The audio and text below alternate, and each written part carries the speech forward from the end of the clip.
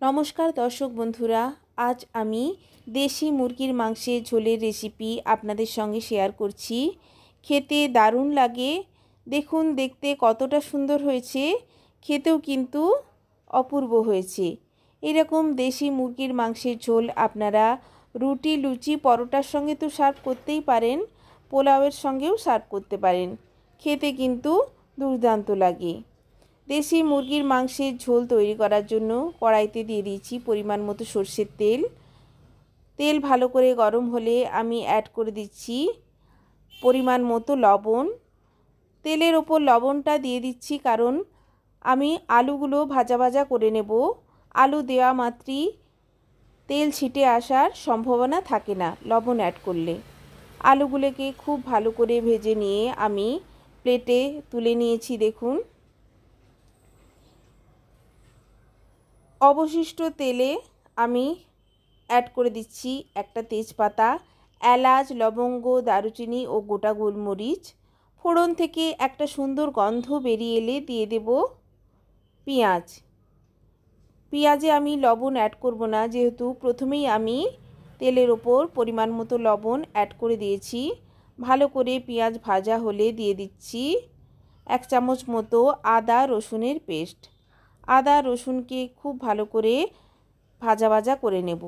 प्लेटे निये निয়েছি 1 চামচ मतो धने गुड़ो, 1 চামচ मतो जिरेर गुड़ो, हाफ চামচ मतो गोलमरिचेर गुड़ो और हाफ চামচ मतो Kashmiri red chilli powder add करছি। गैसेर फ्लेमटा अफ करे दिए हाफ कप मतो फाटानो टक दई भालो करे टक दईके फाटिए निते हबे। टक दईয়ের মধ্যে যেন কোনো লাম্পস না থাকে। टक दई फ्लेम अफ करे आमी ऐड करेছিলাম, দিয়ে দিয়েছি গুঁড়ো মশলা।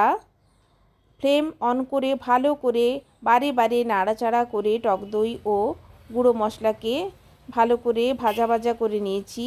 ऐड করে দিয়েছি পরিমাণ মতো হলুদ। মশলা খুব ভালো করে ভাজা ভাজা হয়ে গেলে মশলা থেকে যখন তেল ছেড়ে আসবে আমি ऐड করে দিয়েছি লবণ হলুদ দিয়ে ম্যারিনেট করা দেশি মুরগির মাংস।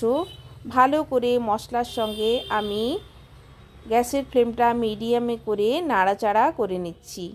এইভাবে প্রথমে মশলার সঙ্গে মিনিট 2 সময় আমি নাড়াচাড়া করে নিয়েছিলাম।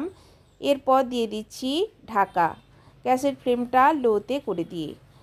মিনিট 3 পর ঢাকা খুলে দিয়েছি। দেখুন মাংস থেকে কতটা জল বেরিয়ে এসছে।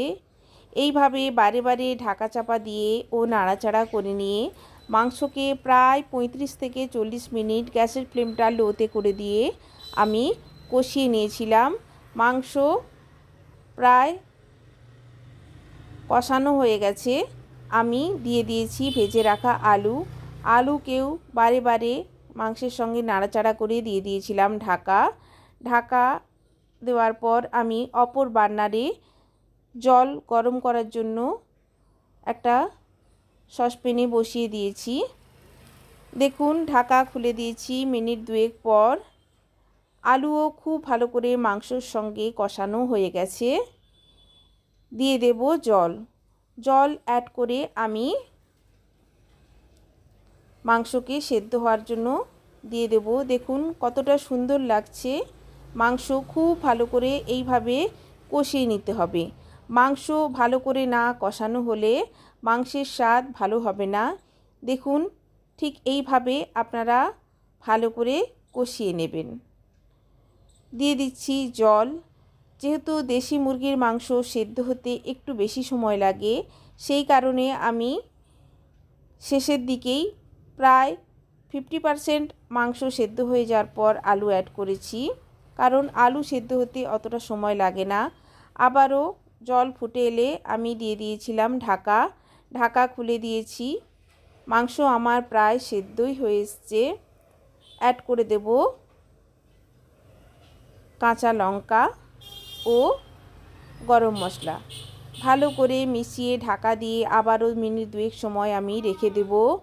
আমার এই রেসিপি যদি আপনাদের ভালো লাগে অবশ্যই আমার চ্যানেলকে লাইক, কমেন্ট অ্যান্ড সাবস্ক্রাইব করবেন বন্ধুরা।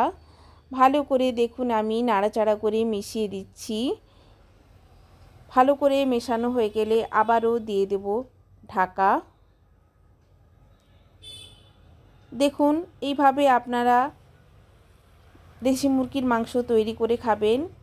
ঢাকা আমি খুলে দিয়েছি, মাংস আমার রেডি সার্ভ করার জন্য।